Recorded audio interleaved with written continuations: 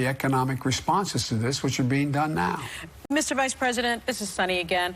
You know, Republicans have been reluctant to openly criticize the president's initial response to the virus. Democrats haven't.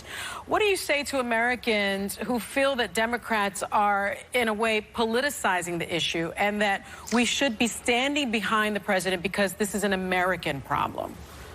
I think there's truth to both sides. That's why, if you notice on what I've been doing, I've not been criticizing the president, but I've been pointing out where there's disagreement as to how to proceed. As I pointed out yesterday in a presentation I made online, which I guess 3.5 million people watched it or something like that, I was told, is that the coronavirus is not his fault. But the lack of speed and alacrity with which to respond to it has to move much faster. I don't think we want, as I pointed out, this is not about Democrat or Republican.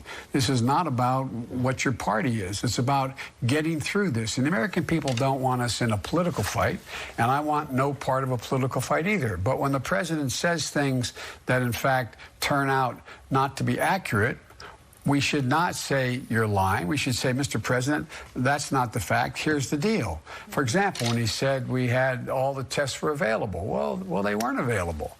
Now, maybe he didn't know they weren't available, but it's important for people to know that they weren't available yet. When he talked about, you may recall, I suggested he invoke the wartime legislation that allows him to be a wartime president of the Defense Production Act, where he can go into a company and say, I want you to start producing ventilators. You have the capacity to do that, or masks, or whatever.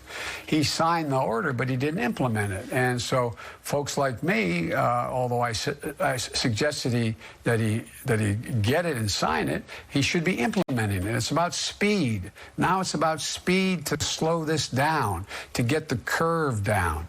And unfortunately, we have been in a position where we've been mirroring and exceeding the rise in cases and in deaths from beyond Italy.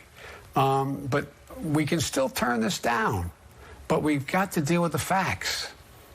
Thank you, science. Thank you, Mr. Vice President. We'll have more with former Vice President Joe Biden when we come back.